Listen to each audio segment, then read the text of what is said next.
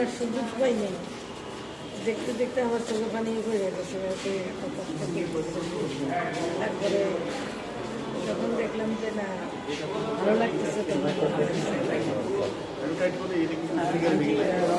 তো তার কাজ দিয়ে আপনাদের এমনিতেই অনেক উপরে নিয়ে গেছে, অনেকটা বড় জায়গা করে দিয়েছে।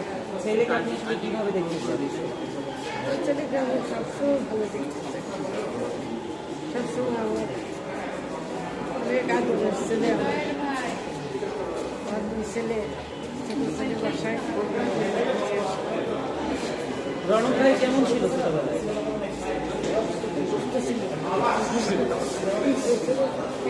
ওর বয়সে, ওর বাবার বয়সে অনেক বেশি।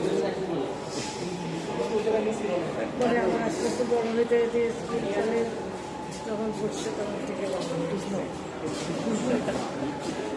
আচ্ছা ঠিক আছে, থ্যাংক ইউ।